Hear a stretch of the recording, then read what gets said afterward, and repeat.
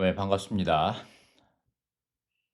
로마 숫자 2번을 함께 누리도록 하겠습니다. 사도행전에 나오는 그리스도의 연장은 성경에 예언되어 있다.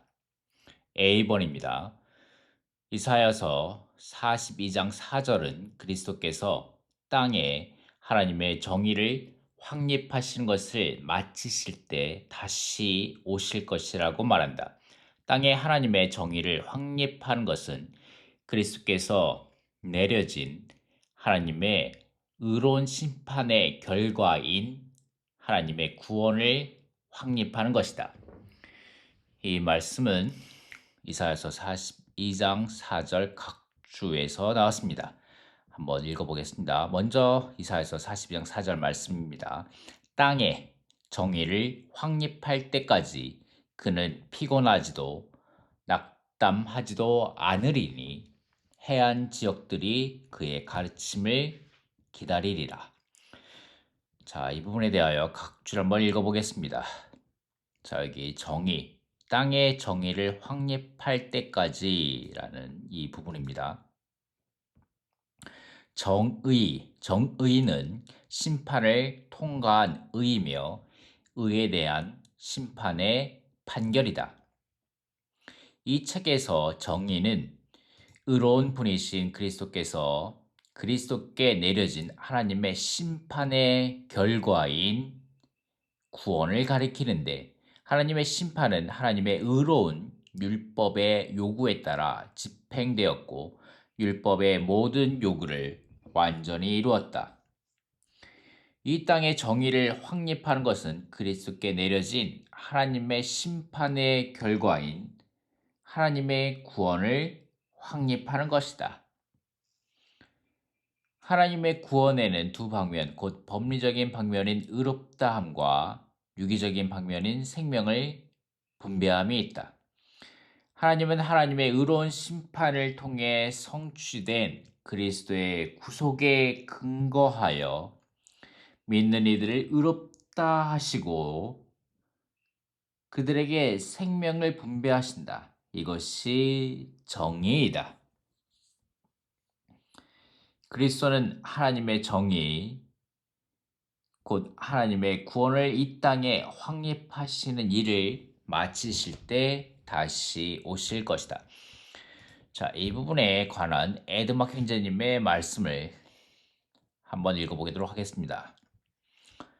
에드막 형제님이 이 부분의 말씀을 전하신 겁니다. 그리스도께서 그분, 즉 이 땅에서 하나님의 정의를 확립하시는 것을 아직 마치지 않으셨다. 하나님께서 우리를 의롭다 하시는데 우리 안으로 생명을 분배하시는데 그 그리스도의 구속에 근거하여 하나님의 의로운 심판, 그리스도께 내려진 하나님의 의로운 심판이 바로 우리의 모든 부정이 그리스도께 두어졌습니다. 그분은 세상 죄를 지고 가셨는데 우리의 죄들을 포함하여 우리의 끔찍한 행위들, 잘못된 행함들, 우리의 죄악된 본성들, 이 모든 것들을 십자가로 가져가셨습니다. 여기서 멈추지 않는 겁니다. 그리스도께서 다시 오실 것인데 그분께서 이 땅에 하나님의 구원을 확립할 때입니다. 이사야서 42장 4절에서 그리스도에 관하여 말하는 것이죠. 이것은 마치 무엇입니까? 어떤 사람이 로마서를 다섯 번째 복음이라고 생각했는데 제가 생각할 때 이사야서가 다섯 번째 복음이라고 할 수 있습니다. 다섯 번째가 아니라면 여섯 번째 얘기겠죠. 이것이 복음입니다. 이사야서 42장 4절 주님께서 피곤하지도 낙담하지도 않으시리니 이 땅의 정의를 확립할 때까지라고 하셨습니다. 자, 이 부분 말하는 겁니다. 땅의 정의를 확립할 때까지 그는 피곤하지도 낙담하지도 않으리니, 자, 이 부분에 대해서 이제 그는 피곤하지도 낙담하지도 않으리니 이 부분에 대해서 이제 에드막 형제님 말씀하십니다. 형제님들, 주님께서 결코 낙담하지 않으십니다. 주님은 결코 낙담하지 않으십니다. 한 번은 미국 얼빙에서 봉사할 때였는데 제가 조금 어떤 것에 대해서 낙심한 것이 있었습니다. 낙담한 적이 있었습니다. 아마 여러분도 때로는 낙담할 때가 있을 것입니다. 그런데 주님에 의해 격려받을 때 나가서 낙담하다 이렇게 말하지 않죠. 우리가 낙담하기 위해서, 우리 낙담, 격려받기 위해서 낙담하라 이런 말이 아닙니다. 이런 때가 있었습니다. 낙담할 때, 했을 때 우편을 받았는데 이 문서를 보았습니다. 그때 제목이 이렇게 되어 있었습니다. 주님은 결코 낙담하지 않습니다. 이런 내용이었습니다. 바로 그 제목만 보았을 때 제가 격려받게 되었습니다. 그래서 여러분이 그것을 읽으시기를 격려합니다. 네 형제님의 메시지 중에 하나입니다. 자, 이 부분입니다. 자, 이 책입니다. 이 책을 찾았습니다. 제1집 제17권입니다. 제17권 주제별 진리 연구 기록 제18장 주님이 실망하시지 않은 이유입니다. 강의 기록 제21기. 자, 이 부분이 너무나 좋았습니다. 너무 많이 누름직했습니다. 자, 그래서 형제 자매님들과 함께 이 부분을 함께 누리도록 하겠습니다. 주님이 실망하시지 않은 이유입니다. 요한복음 14장 13절 말씀, 14절 말씀 이 부분이 아주 중요합니다. 자, 이 메시지에 있어서 아주 중심되는 말씀입니다. 한번 읽어보겠습니다.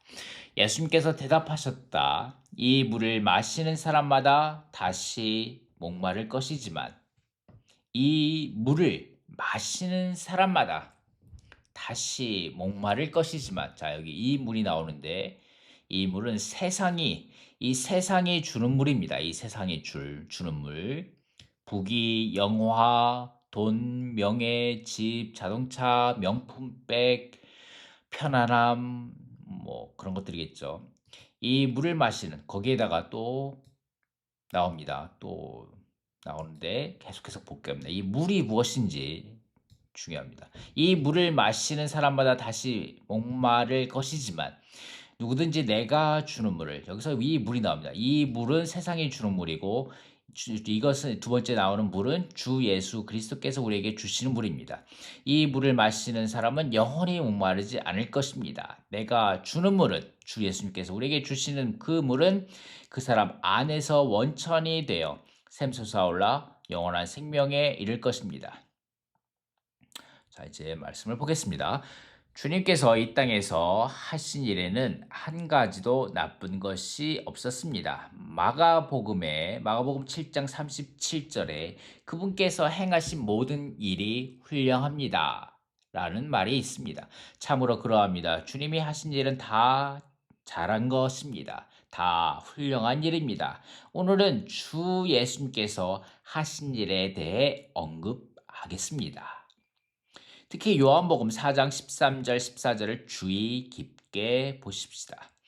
주 예수님께서는 여기에서 그가 그리스도인의 마음에 충만하여 그들로 하여금 채울 수 없는 욕망을 다시는 더 갖지 않게 하셨음을 말하고 있습니다. 이것은 주 예수님께서 친히 우리에게 약속하신 바입니다. 곧 이 물을 먹는 자마다 다시 목마르려니와 내가 주는 물을 먹는 자는 영원히 목마르지 아니하리니 주님이 주신 물을 먹는 자마다 그의 욕망이 만족되었으므로 무언가 부족하거나 실망하지 않습니다. 여러분은 아마 정말 그렇게 될 수 있는가 하고 물을 것입니다. 그렇습니다. 주 예수님을 영접한 사람은 정말 영원히 목마르지 않을 수 있습니다. 그런데 왜 어떤 사람은 주님을 영접했는데도 여전히 만족을 얻을 수 없는 것입니까? 어떤 사람은 나는 여전히 목마릅니다. 나는 아직 얻어야 할 것을 얻지 못하고 있습니다. 나에게는 얻어야 할 것이 또 있습니다. 라고 말할 것입니다. 그렇다면 주님은 그분의 약속을 이루시지 않는 것입니까? 그렇지 않습니다. 주님은 내가 주는 물을 마시는 자마다 영원히 목마르지 않다고 했습니다. 주님은 사람이 영원한 만족을 얻으리라고 말씀하셨습니다. 그렇다면 우리는 왜 아직도 목마르고 만족하지 않고 무언가를 바라고 마음 슬퍼하며 고민하고 있습니까? 왜 여전히 요구가 있고 자기를 불쌍히 여기는 것입니까? 왜 형제자매들은 이러한 체험이 있으십니까? 자, 보겠습니다. 그 원인은 우리가 4장 14절의 약속만을 주의하고 13절에 제시된 것을 잊어버렸기 때문입니다. 주님은 내가 주는 물을 먹는 자는 마시는 자는 영원히 목마르지 아니하리니 라고 말씀하셨을 뿐 아니라 그 전에 먼저 이 물, 곧 세상의 물, 야곱이 남긴 세상에서 가장 좋은 물을 먹는 자마다 다시 목마르리니 라고 말씀하셨습니다. 많은 사람들이 이 세상의 본질, 이 세상 물의 본질과 그 물이 우리에게 주는 것의 본질과 그 물이 목마름을 해결하는 기간을 분명히 알지 못합니다. 그들은 처음 구원받았을 때 일시적인 것과 영원한 것, 보이는 것과 보이지 않는 것, 물질에 속한 것과 영에 속한 것을 분명히 알지 못합니다.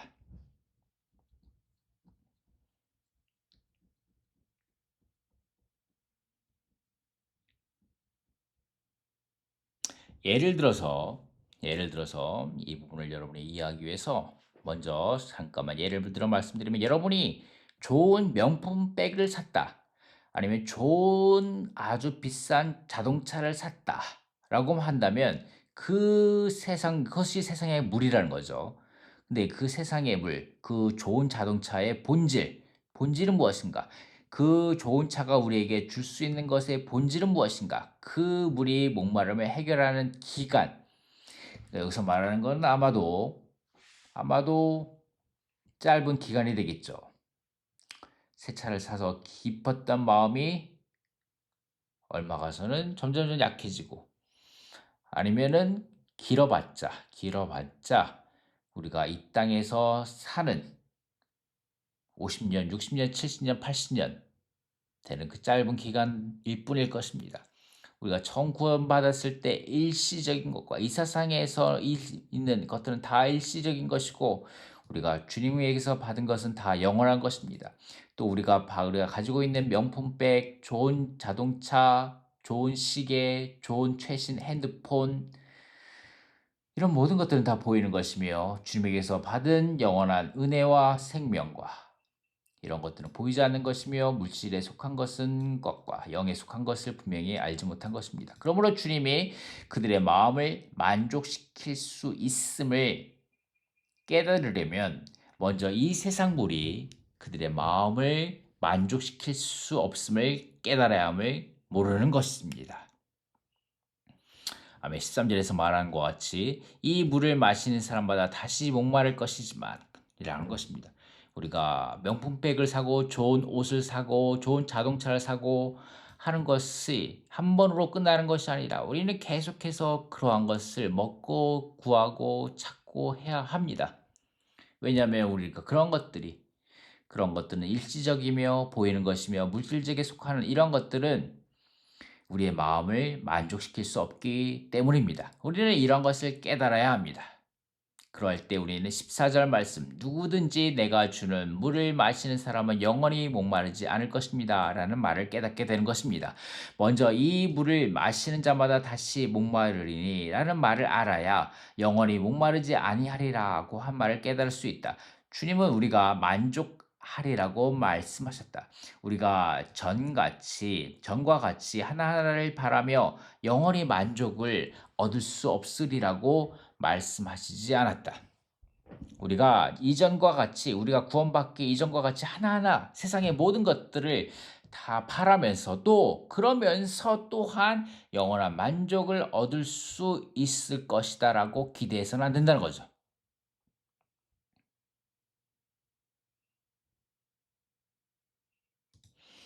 아멘.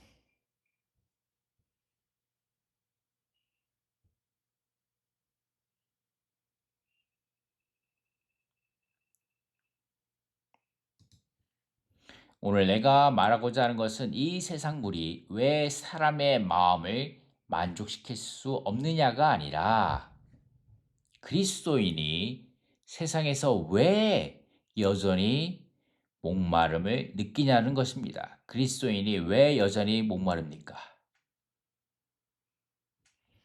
그 이유는 그리스도인들이 다시 돌아서서 13절에 언급된 물을 마시기 때문입니다. 사람들은 왜 실망하는가? 바라는 것이 없다면 실망하지 않을 것이다. 바라지 않는다면 결코 실망하지 않을 것이다. 사람이 돈을 소유하기를 바라지 않는다면 결코 돈 때문에 실망하지 않을 것이다. 마찬가지로 세상의 물이 우리를 충족시킬 수 있기를 바란다면 우리의 눈은 방향을 돌리게 되고 목마름을 느끼게 될 것이다. 이것이 바로 우리가 하나님 앞에서 낙심과 괴로움과 실망을 느끼는 이유이다. 우리는 왜 만족하지 않는가? 그 원인은 우리가 곧 지나갈 것들을 얻어 우리의 욕망을 충족시키려 하기 때문이다. 당신이 지나갈 것, 곧 지나갈 명예나 지나갈 돈을 얻기 바란다면 결코 만족할 수 없을 것이다. 이런 것들이 당신 손에 들어오더라도 그것들이 당신에게 위안과 즐거움과 만족을 줄 수 없음을 발견하게 될 것이다. 그러므로 당신에게 또 다른 것을 요구하는 욕망이 생기는 것이다. 당신은 또 목마르기 때문에 또 세상물을 마시게 될 것이다. 당신의 잘못은 우리가 지나갈 것에서 우리의 마음을 만족시키려 하는 데에 있다. 만일 당신의 손이 곧 지나갈 것을 붙잡고 마음에서 이러한 것들을 생각한다면 결코 만족을 얻을 수 없게 된다. 오늘은 특별히 요한복음에서 주 예수님이 말씀하신 것에 대해 보기로 하자. 물론 요한복음 외에 다른 새 복음서에서도 주 예수님의 말씀이 있습니다. 우리 주 예수 그리스도는 전혀 낙심하지 않으셨다. 일생 동안 그분에게 닥친 환경을 볼 때 그는 여러 번 낙심하고 실망할 수 있었다. 그러나 그는 그렇지 않았다. 이사야서 49장 5절에 주님에 대한 말씀이 있다. 하나님은 야곱을 자기에게로 돌아오게 하시며 이스라엘을 자기에게로 모이게 하시려 했다. 그러나 그 결과는 어떠했는가? 밖에서 볼 때 주님은 여전히 실패한 것 같았다. 그는 어떻게 느꼈는가? 그는 내가 헛되이 수고하였으며 무익히 공연히 내 힘을 다하였도다. 정령이 나의 신원이 여호와께 있고 나의 보응이 나의 하나님께 있으리라고 말했다. 그는 결코 실망하지 않았다.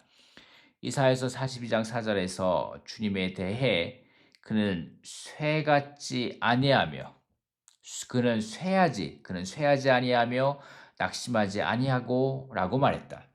낙담하지 아니하고라고 말했다. 그분이 처한 환경은 그를 낙심하게 하고 낙담하게 하는 것이었지만 그는 주 예수 그리스도는 낙심하지 않고 낙담하지도 않았다. 자, 이 부분이 조금 헷갈릴 텐데요. 한번 찾아보도록 하겠습니다. 직접 직접 말씀을 찾아서 읽어보도록 하겠습니다. 이사야서 49장 4절입니다. 그러나 나는 말하였다. 내가 헛되이 수고하였으며 무익하고 허무하게 내 힘을 소진해 버렸지만 분명 내게 돌아올 정의는 여호와께 있고 나의 보상은 나의 하나님께 있다. 이제 여호와께서 말씀하시나니 그분은 나를 모태에서부터 지어 자신의 종이 되게 하시고 야곱을 자신에게 돌아오게 하셔서 이스라엘이 자신에게로 모이게 하시는 분. 이 부분인데 각주를 읽어보시면 됩니다. 여기에서 이사야는 그리스도의 예표이다. 사람들은 그리스도를 잘못 판단하여 그분의 말씀이 무익하고 허무하다고 생각했다. 이 부분이죠. 여기 내가라는 것은 이사야인데 그리스도의 예표라는 겁니다. 헛되이 수고하였으며 무익하고 허무하게 내 힘을 소진해 버렸다. 이 부분은 사람들은 그리스도를 잘못 판단하여 그분의 말씀이 무익하고 허무하다고 생각했다라는 부분입니다. 그러나 그리스도는 자신에게 돌아올 정의가 하나님에게서 올 것을 확신하였다. 저기서 분명 내게 돌아올 정의는 여호와께 있고 이 부분이라는 거죠. 하나님은 그분의 말씀을 높이 평가하시고 그분의 말씀에 대해 보상하실 것이다. 이 부분이다. 나의 보상은 나의 하나님께 있습니다. 이 부분입니다.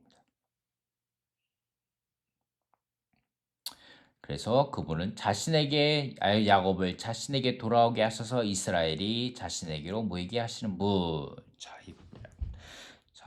그렇기 때문에 여기서 또 42장 4절에서 또 이렇게 말합니다.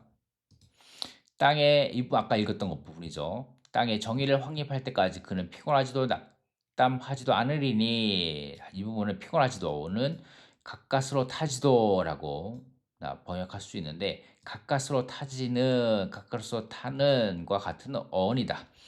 그리스도는 가까스로 타는 심지를 끄지 않으실 뿐 아니라 이 부분이죠. 그는 상한 갈대를 꺾지 않고 스스로 타는 심지를 끄지 않으시며 진리 안에서 정의를 가져오리라. 그리스도는 가까스로 타는 심지를 끄지 않으실 뿐 아니라 그분 자신이 가까스로 타는 일도 결코 없으시다라고 말합니다. 그래서 계속 말씀하시면 어쨌든 결론은 이겁니다. 그분은 이사야서 42장 4절에서 주님에 대해 그는 쇠하지도 아니하며 낙담하지도 아니하고 라고 말했다. 그분이 처한 환경은 그를 낙심하게 하고 낙담하게 하는 것이었지만 그분은 낙심하지도 않고 낙담하지도 않았다. 이 부분입니다. 그래서 요한복음과 마태복음이 중요시하는 것은 각각 다르다. 요한복음에 제시된 주님은 처음부터 사람에게 거절당한 주님이고 마태복음에서는 12장에 가서야 사람에게 거절당했음을 보여준다. 요한복음 1장은 주님이 자기 땅에 오매 자기 백성이 영접치 않았다고 했다. 그는 이스라엘 백성과 이방인들의 죄를 담당하기 위하여 오셨다. 그러나 사람들은 그를 거절하고 영접하지 않았다. 그가 십자가 위에 계실 때 사람들이 그를 버렸고 하나님도 그를 버리셨다. 만일 우리가 주님이었다면 정녕 실망하고 낙심하고 고민하고 슬퍼했을 것이다. 그러나 요한복음 19장을 볼 때 그는 십자가에서 다 이루었다 라고 외쳤다. 만일 당신과 나였다면 다 끝났다고 말했을 것이다. 그는 싸움에서 이긴 군병같이 함성을 울리며 다 이루었다고 말했다. 그는 일생 동안 하나님을 그의 만족으로 삼았다. 그는 세상 사람들에게 소망을 가지시지 않았고 사람에게서 무엇을 얻으려고 하시지 않았다. 그는 오직 하나님만 바라보고 하나님만을 그의 만족으로 삼았다. 그는 하나님 외에는 아들을 아는 자가 없고 그는 아버지 외에는 아들을 아는 자가 없고 나는 사람에게 영광을 취하지 아니하노라. 내가 온 것은 내 뜻을 행하려 함이 아니요 나를 보내신 이의 뜻을 행하려 함이니라. 내가 늘 나를 보내신 자의 뜻을 행하느니라 고 말했다. 우리 주님의 일생은 오직 하나님의 뜻을 그분의 만족으로 삼으신 것이다. 그는 오직 하나님을 그분의 만족으로 삼으셨기 때문에 세상 사람들과 사물이 어떻게 변하더라도 그분은 실망시킬 수 없었다. 하나님을 만족으로 삼는 사람은 결코 실망하지 않는다. 자, 이 부분이 이 말씀의 가장 중요한 부분입니다. 하나님을 만족으로 삼는 사람은 결코 실망하지도 낙담하지도 않습니다. 소극적인 면으로 우리는 세상 사람에게는 조금 더 바라지 말아야 한다. 세상 사람들이 주는 명예와 영광과 도움과 위안과 부축 등을 바라지 않으면 결코 목마르지 않을 것이다. 우리는 세상 물에 대한 생각을 주의 깊게 보아야 한다. 우리의 세상에 대한 관념에 따라 세상 사람들에 대해 어떠한 소망을 갖는가를 결정한다. 이것은 결정적인 것이다. 아멘. 요한복음 2장에서 주님은 두 가지 큰 표적을 행하셨다. 그가 첫 번째 이적을 행하셨을 때에는 제자들이 그를 믿었고, 그가 두 번째 이적을 행하셨을 때에는 많은 사람들이 그를 믿었다. 집회에 참석하는 사람들이 많아지고 전도로 인하여 주님을 믿는 사람들이 많아지는 것을 볼 때 우리의 마음은 부지불식간에 그러한 일에 빠지게 된다. 그러나 주님은 그렇게 행하지 않으셨다. 여기 23절이죠. 주 예수께서 6월절 명절 동안 예루살렘에 계실 때 많은 사람이 예수님께서 행하신 표적들을 보고 그분의 이름을 믿었다. 그러나 예수님께서 자신을 그들에게 의탁하지 않으셨는데 이것은 그분께서 모든 사람을 아셨기 때문이다. 아멘. 24절에서 그는 여전히 사람들에게 무엇을 취하려 하시지 않으셨다. 주님은 그들이 그를 장차 십자가에 못 박을 것을 아셨으므로 자신을 저희에게 맡기시지 않았다. 많은 사람들이 주님을 믿었을 때 주님은 기뻐하셨다. 그러나 주님은 자신을 저희에게 의탁하시지 않았다. 주님은 저희로 하여금 그분의 마음을 차지하게 하시지 않았다. 주님이 하신 일들이 다 되었을지라도 그 일들이 그의 마음을 차지하지 못했다. 그러므로 그는 그의 초람을 지킬 수 있었다. 요한복음 5장 41절 말씀 나는 사람에게서 영광을 받지 않습니다. 이 장에서 주님은 38년 된 병자를 낫게 하셨다. 그를 반대하는 많은 사람들이 이제 그를 반대하지 않고 하나님께 영광을 돌리게 되었다. 그러나 주 예수님께서는 나는 사람에게서 영광을 받지 않습니다고 했다. 만일 우리였다면 사람에게서 영광을 받고 싶어 했을 것이다.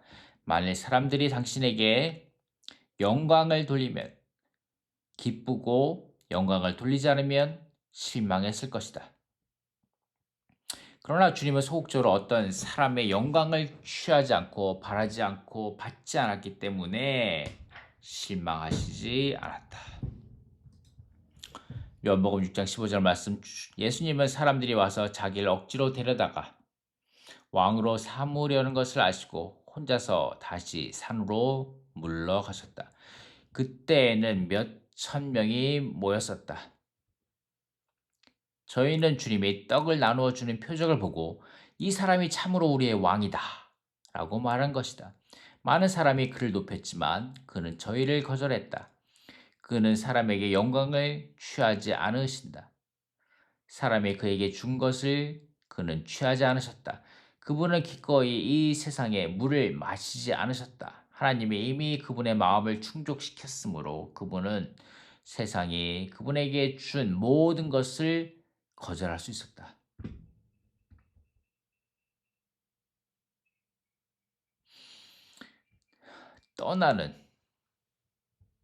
떠나는 것이 가장 좋은 태도이다. 떠나는 것은 하나님의 일꾼을 사람의 높임을 받는 피해로부터 지켜준다. 떠나는 것은 하나님으로 인한 마음을 증명하는 것이다. 떠나는 것은 하나님으로 인한 만족을 증명하는 것이다. 떠나는 것은 마음속이 이미 하나님으로 만족했기 때문이다. 자, 여기서 혼자서 다시 산으로 물러가셨다. 자, 이 부분이죠. 물러가셨다. 물러가시는 것이, 떠나가는 것이 가장 좋은 태도이고 하나님의 일꾼을 사람의 높임을 받는 피해로부터 지켜주고 하나님으로 인한 만족을 증명하는 것이며 마음속에 이미 하나님으로 만족했기 때문에 하는 겁니다. 이 말이 너무나 놀랍습니다. 요한복음 7장 말씀입니다. 그때 주 예수님의 형제들은 그분의 행한 표적이 많음으로 유명해질 수 있고 유명해지려면 사람이 많은 곳에 가야 한다고 말했다. 당신이 여기 있으면 당신의 제자들과 유대인들이 당신을 볼 수 없고 믿지도 않을 것이니 큰 지방인 예루살렘에 가면 사람들이 당신을 믿을 것이고 당신은 유명해질 것입니다. 라고 생각한 것이다. 그러나 주님은 갈릴리에 머물러 계셨다. 처소를 바꾸기는 아주 쉬운 일이다. 또한 그것은 그에게 많은 편리를 가져다 줄 수 있었지만 그분은 그렇게 하지 않으셨다. 세상 사람들은 대부분 호기심이 많다. 세상 사람들은 특이한 것을 좋아한다. 만약 주님이 다른 곳으로 장소를 옮겼다면 사람의 찬양을 받을 기회는 무수했다. 그러나 주님은 자신을 저희에게 맡기지 않으셨다. 그분은 사람들의 특별한 칭찬을 원치 않으셨다. 주님 속에는 이미 무언가가 있었기 때문에 밖의 것을 필요로 하지 않았다.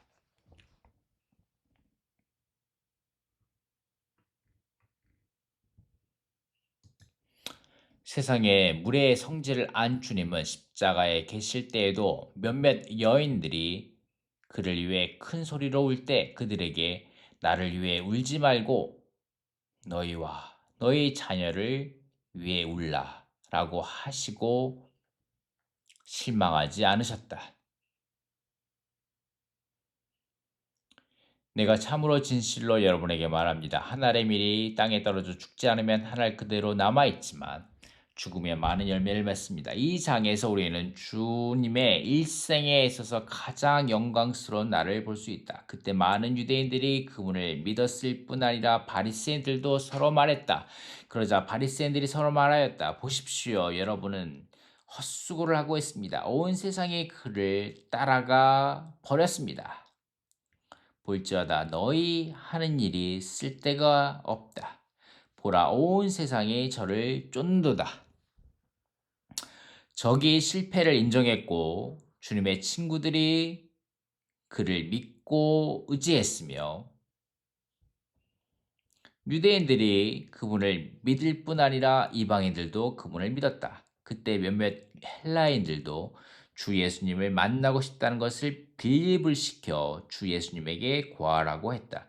이러한 사람들은 주 예수님이 그때 승리하신 것을 시인한 것이다. 만일 우리가 이러한 상황에 있었다면 구름을 탄 듯 뻐기며 의기양양했을 것이다. 주 예수님은 어떻게 하셨는가? 바로 그때 주님은 말씀하신 것이다. 한 알의 밀이 땅에 떨어져 죽지 않으면 한 알 그대로 남아있지만 죽으면 많은 열매를 맺습니다. 이 말씀은 주님 자신의 죽음을 가리키는 것이다. 주 예수님께서 그들에게 대답하셨다. 사람의 아들이 영광스럽게 될 때가 왔습니다. 주님은 빌립에게 아버지께서 나를 보내어 가게 하신 길에는 나귀를 타고 예루살렘에 가는 길이 많지 않다. 이 길은 사람의 환영을 받는 길이 아니다. 라고 말한 것 같다. 세상 사람들이 그들의 모든 소유를 주님께 줄 수 있었지만 그분은 그것을 누리지 않았고 받지 않았다. 그분은 이 사람이 준 것을 거절하고 오직 하나님이 주신 것만을 인정하셨다. 우리 모두가 이 공과를 배워야 한다. 특히 주님의 일꾼들은 이 공과를 배워야 한다. 오늘 당신에게 얼굴을 내미는 사람이 내일 당신에게 발을 내밀지도 모른다. 오늘 주님께 호산나라 부르는 자가 내일 그를 없애라고 소리 지르는 자일지 모른다. 주님은 이러한 사람으로 인해 낙심하지도 않고 실망하지도 않았다. 그 이유는 그의 마음속에 사람들의 좋은 대우를 거절하는 비밀이 있었기 때문이다. 그분 자신은 그가 받은 환경과 전혀 직접적인 관계를 갖지 않았다. 그가 직접적으로 염두에 둔 것은 하나님 자신과 하나님의 뜻이었다. 그러므로 주님께서 가신 길은 굽은 길이 아니었다. 우리의 길이 굽은 길이었다.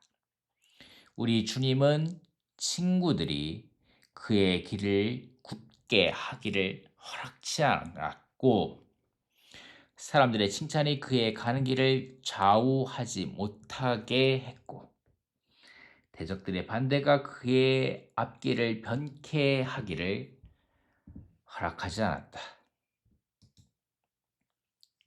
앞에 서술한 여러 가지 시험 중 어떤 것은 사람의 영광이고 어떤 것은 적의 공작이다. 이제 주님은 베드로가 준 더 통과하기 어려운 시험을 맞게 되었다. 베드로가 내가 지금은 어찌하여 나를 따를 수 없나이까?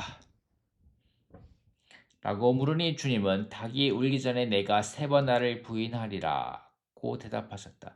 내가 알기에 베드로는 많은 경우 주님 앞에 행하여 주님을 도왔지만 주님은 자신을 그에게 맡기시지 않았다. 만약 내게 제재가 있다 하자. 사실은 내게는 제재가 없다. 만약 항상 내 앞에 나서서 돕던 제자들이 나를 부인했다면 나는 아마 법정에서 심판받으며 미움의 찬으로 그들을 보았을 것이다. 그것은 바로 그 제자에게 넌 나를 부인했지? 라고 하는 뜻이다. 그러나 주님은 돌이켜 베드로를 보셨다. 그러자 베드로는 밖에 나가서 심히 통곡했다. 우리 찬송가 중에 이러한 찬송이 있다. 찬송가 333장입니다. 내 영 이미 주 접촉하고 내 마음 주께 빼앗겼으니 응당 주를 으뜸으로 여겨 분복으로 즐겨 택하라. 세상 헛된 영광 보화는 우리를 넘어뜨리는 우상 그에 붙잡히고 덮여지면 순수하게 초월 못하리. 그리고 3절 현란한 우상들의 모습 사라지게 하는 것은 그것은 낙심과 실망과 권면 아닐세 귀한 주의 나타남일세. 그리고 6절 말씀이죠. 오직 베드로가 본 눈과 스데반이 본 그 얼굴과 마리아와 함께한 그 마음이 나로 땅에 유혹 벗게 해 라는 구절인데 자 이러한 주님의 눈빛만이 우리의 마음을 녹일 수 있다. 그러나 주님이 여기에서 베드로를 본 데에는 또 다른 면의 계시가 있다. 우리는 나의 베드로에 대해 바라는 것이 너무 많았다. 그러므로 나의 베드로가 신실하지 못한 말하거나 나에게 잘못을 저지르거나 나에 대해 말할 때 낙심하고 실망하며 심지어 슬퍼하며 마음이 상하는 것이다. 우리는 나의 베드로가 주는 오해와 신실치 않음을 견딜 수 없다. 그러나 우리가 이 세상에 물을 마시고 친구들과 친척들과 다른 사람들이 우리를 만족시키기를 바란다면 반드시 다시 목마를 것이다. 만일 우리가 오직 하나님께서 주신 집만으로 기뻐하고 하나님이 주신 친구들만으로 기뻐하고 하나님이 주신 음식만으로 기뻐하고 하나님이 주신 것들만으로 기뻐한다면 하나님으로 만족할 수 있고 환경이 바뀌어져도 실망하지 않고 불만을 갖거나 괴로워하지 않을 것이다. 그 당시 제자들은 다 주 예수님을 믿었다. 주님은 저희에게 이제는 여러분이 믿습니까? 고 물으시고 또 여러분이 각자 자기 갈 곳으로 흩어지고 나를 혼자 버려둘 때가 올 것인데 그때가 왔습니다. 그러나 내가 혼자 있는 것이 아닙니다. 아버지께서 나와 함께 계십니다. 고 말씀하셨다. 요한복음 17장은 주님의 마지막 기도이다. 16장은 주님께서 이 땅에 계실 때 제자들에게 하신 마지막 말씀이다. 그가 하신 말씀의 결정은 16장의 끝부분에 있다. 그는 너희가 다 도망가고 그를 혼자 둘 것이라고 말씀하셨다. 만일 당신과 나였다면 하나님께 왜 나만 여기에 혼자 두시느냐고 원망했을 것이다. 그러나 주님은 아버지께서 그와 함께 계신다고 하셨다. 그는 그와 몇 년 동안 함께 지냈던 제자들에게서 유안을 좀 얻었지만 그의 소망을 저희 중에 어느 누구에게도 두지 않았다. 그러므로 제자들이 다 그를 떠났지만 그는 마음이 아프거나 슬프다고 느끼지 않았다. 도리어 그의 체험을 말함으로써 저희로 그 안에서 평안을 누리게 했다. 주님은 이 세상의 물을 마시면 다시 목마를 것을 알고 계셨다. 그러므로 그에게는 그의 환경에 적합한 물이 있었지만 마시지 않았다. 이 세상의 물을 마시지 않는 사람은 다시 목마르지 않는 것이다. 우리는 왜 만족한 생활을 할 수 없는가? 우리는 왜 실망하는가? 그 이유는 당신에게 아직도 바람이 있기 때문이다. 당신이 바라는 것은 너무 크다. 여러분은 바라는 것을 얻을 수 없을 때 실망하는 것이다. 나는 이러한 간증을 할 수 있다. 때로는 나에게 수치를 주는 사람이 있었고, 때로는 나를 칭찬하는 사람도 있었다. 어떤 경우에도 어떤 경우에는 사탄도 나를 칭찬한다. 그럴 때마다 주님은 이 구절을 기억하게 하셨다. 이 물을 많이 마시려고 하지 마라. 조금 지나면 또 목마르고 실망할 일이 생긴다. 세상이 준 인정, 도움, 돈, 명예, 편리, 위안 등등이 당신에게 다가올 때 그것이 당신의 소유이므로 마음껏 마셔야겠다고 생각하지 말라. 마음껏 마신다면 언젠가 반드시 목마를 것이다. 세상 물을 마시면 마시는 그만큼 목마를 것이다. 어떤 그리스도인은 나에게 많은 사람들이 주님의 귀하심을 느끼는데 나는 왜 느끼지 못하는가? 라고 묻는다. 나는 그에게 그것은 당신에게 주님 외에 많은 물이 있기 때문이다. 당신이 그 물을 마셨기 때문에 주님을 귀하게 여기지 않는 것이다. 라고 대답한다. 우리가 이 땅에서 주께 얼마나 바치고 얼마나 이른가를 볼때 주님을 얼마나 귀하게 여기는가를 알 수 있다. 바울은 주님을 가장 고상하게 여겼다. 그는 또한 잃어버렸다. 그는 모든 것을 해로 여기고 모든 것을 잃어버리면 주유 그리스도 예수를 아는 지식이 가장 고상함을 이남이라고 말했다. 당신에게는 주님 외에 다른 것이 없어야 한다. 그럴 때 당신은 주님 안에 있는 것은 어느 것이나 다 귀하고 자신을 만족시킬 수 있음을 증명할 것이다. 요한복음 4장에서 계시된 것을 볼 때 당신이 잃은 것은 이 당신이 잃은 정도가 얻는 정도를 결정한다. 세상으로부터 오는 것에 대해 거절하는 정도가 주님의 풍성을 누리는 정도를 결정한다. 친구여, 만약 누가 당신에게 인정, 명예, 위안, 영광, 부귀 이런 것들을 준다면 어떻게 하겠는가? 사마리아 여인에게 생수가 있기 때문에 이 세상의 물을 마시지 않았는가? 그렇지 않다. 그녀도 여전히 세상 물을 마셔야 했다. 우리는 이 물을 마시지 않을 수 없다. 그러므로 세상 사람들과 친구와 친척들이 영광과 명예와 위안과 도움을 줄 때 그대로 두라. 그러나 당신 자신이 그 속에 빠져서는 안 된다. 당신 자신을 저희에게 맡기지 말라.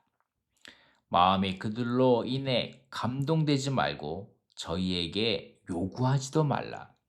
마시려고 구하지 말고 마시지도 말라. 그러면 실망하지 않을 것이다.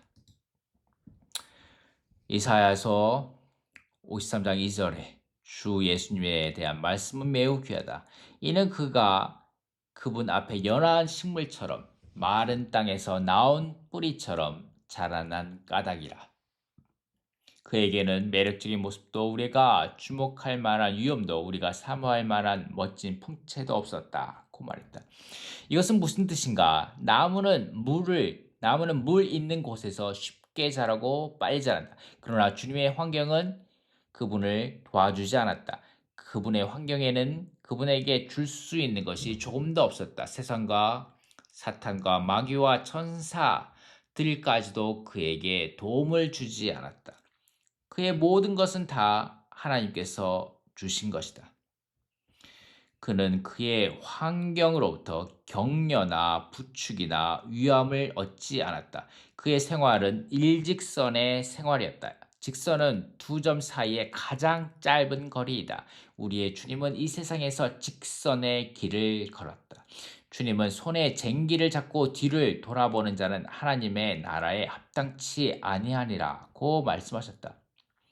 이 말씀은 무슨 뜻인가? 손에 쟁기를 잡은 사람은 반드시 항상 앞을 바라봐야 한다. 그렇지 않으면 고랑이 삐뚤어진다. 그가 앞을 바라볼 때 고랑은 직선이 된다. 그가 돌아서서 보면 즉시 고랑이 삐뚤어진다. 하나님은 우리가 방향을 바꾸고 갈팡질팡 하는 것을 원치 않는다. 그분 자신이 우리의 만족이다. 우리는 어떻게 만족할 수 있는가? 그것은 주님이 나의 주는 물을 먹는 자는 그 속에서 영생하도록 솟아나는 샘물이 되리라. 고 말씀하셨기 때문이다. 밖의 명성과 영광과 모든 것은 당신을 만족시키는데 아무 소용이 없다. 당신 속에 계신 하나님의 영 외에는 당신을 만족시킬 것이 없다. 참으로 그분 외에는 우리를 만족시킬 것이 없다. 만약 우리가 하나님으로 만족하지 않는다면 여기에서 주님을 기념할 수도 없다. 그분이 우리를 위해 모든 길을 걸어오셨음을 감사하자. 그분은 참으로 사랑스러운 주님이시다. 아멘. 이렇게 해서 지금까지 주님이 실망하시지 않는 이유에 관한 워치만 형제님의 글을 함께 읽었습니다. 감사합니다.